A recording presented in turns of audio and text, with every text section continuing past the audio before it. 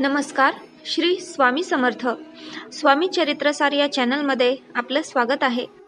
उद्या 30 नोव्हेंबर गुरुवारी संकष्टी चतुर्थी आली आहे. आपल्या लाडक्या बाप्पाला प्रसन्न करून घेण्यासाठी हा महत्त्वाचा दिवस आहे. संकष्टी चतुर्थी व्रत हे इच्छापूर्ती करणारं व्रत आहे. कुठलीही इच्छा मनात धरून हे व्रत केलं की ती इच्छा लवकरात लवकर पूर्ण होते. त्यासाठी संकष्टी चतुर्थीचं व्रत कसं करावं याबद्दलची माहिती आज आपण आपल्या व्हिडिओमध्ये घेणार आहोत.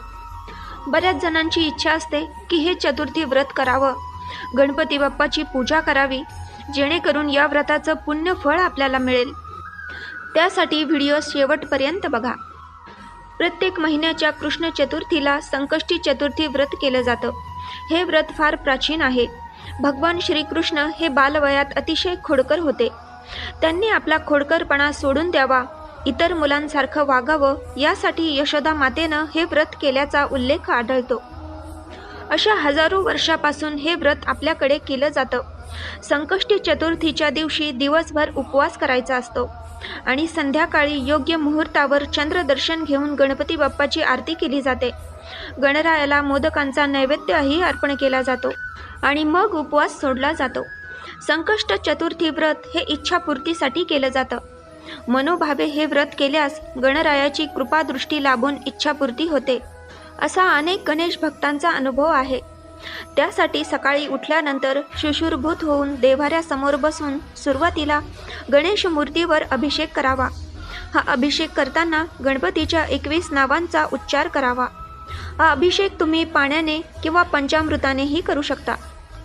मूर्ती स्वच्छ पुसून देव्हाऱ्यात तांदळाची रास काढून त्यावर ठेवावी किंवा एका वेगळ्या पाटावर तांदळाची रास काढावी, त्यावर कलश ठेवावा आणि त्यावर तांदळाने भरलेलं तामण ठेवावं व त्यावर गणेशाची मूर्ती स्थापन करावी. त्यानंतर बाप्पाला गंध, अक्षता आणि जास्वंदाचं फूल अर्पण करावं. 21 दुर्वाही आवर्जून व्हाव्यात. तसेच गणेशाला लाल रंगाचं फळ व्हावं. धूप दीप ओवाळून घ्यावं. त्यानंतर 108 वेळा ओम गंग गणपतये नमः या मंत्राचा जप करावा. तसेच एकदा 11 वेळा किंवा 21 वेळा अथर्व शीर्ष म्हणावं.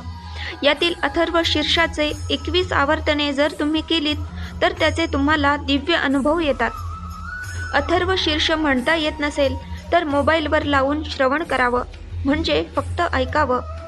तसेच आपली इच्छा देवाकडे प्रकट करावी आणि इच्छा पूर्ण होण्यासाठी गणपती बाप्पाकडे प्रार्थनाही करावी.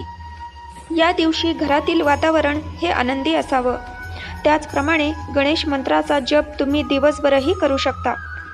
त्याचप्रमाणे वेगळी पूजा न मांडता मूर्ती देव्हाऱ्यातच ठेवूनही तुम्ही ही पूजा सेवा करू शकता.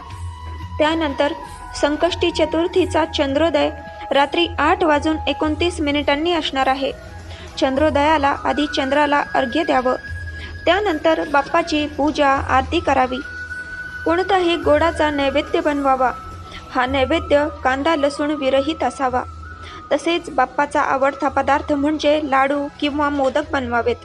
या सर्वांचं नैवेद्य बाप्पाला अर्पण करावा आणि मग आपण उपवास सोडायचा आहे. या उपवासामध्ये तुम्ही उपवासाचे पदार्थ घेऊ शकता. काही जण हा उपवास फक्त फलाहार करूनही करतात. उपवास करावा, परंतु आपल्या प्रकृतीला सोसेल असा करावा. दिवसभर फलाहार करून संध्याकाळी पूर्ण अन्न घेणं हा उपवास आरोग्यदायी आणि शास्त्रोक्त उपवास असतो. परंतु तरीही तुम्हाला उपवास करायला शक्य होत नसेल तर हरकत नाही. तुम्ही फक्त मनोभावे सेवा करू शकता. संकष्टी चतुर्थीचं हे व्रत संकल्प घेऊन सुद्धा करतात. म्हणजे 11 चतुर्थी, 21 चतुर्थी अशा पद्धतीचा संकल्प करून तुम्ही हे व्रत करू शकता. आणि तुम्ही ठरवलेल्या चतुर्थी झाल्या की त्या दिवशी उद्यापन करावं. तुमची कितीही मोठी समस्या असेल, अडचणींमधून मार्ग सापडत नसेल, कुठल्याच कामात यश मिळत नसेल, अशा कित्येक समस्यांचं निवारण श्री गणेश करतात. त्यासाठी फक्त भक्तिपूर्वक संकष्टी चतुर्थी व्रत करावं.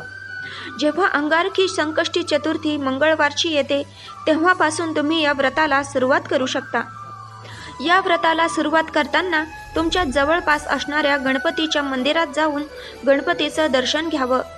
गणपती ही बुद्धीची देवता आहे. त्यामुळे बऱ्याच शाळकरी मुलंसुद्धा हे व्रत भक्तिभावानं करतात.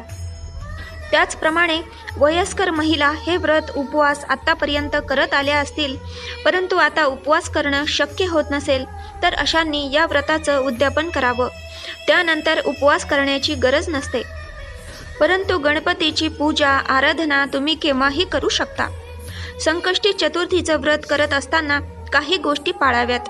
तर या दिवशी कोणाशीही वाद घालू नये, कोणाबद्दलही मनामध्ये वाईट विचार आणू नये, खोटं बोलू नये, मोठ्यांचा अपमानही करू नये. या दिवशी दिवसभर तुम्ही कुठल्याही कामात असाल तरी गणरायाचं चिंतन चालू असावं. ओम गंग गणपतये नमः या मंत्राचा जप चालू असावा. तर अशा साध्या सोप्या पद्धतीने संकष्टी चतुर्थी व्रत श्रद्धेने आणि मनोभावे करावं. तुम्हाला जर माझा हा व्हिडिओ आवडला असेल तर लाईक करा, शेअर करा, सबस्क्राईब करा, जेणेकरून माझे पुढचे सर्व व्हिडिओ तुमच्यापर्यंत सर्वात आधी पोचतील. चला तर मग भेटूया पुढच्या व्हिडिओमध्ये. तोपर्यंत श्री स्वामी समर्थ. जय जय स्वामी समर्थ.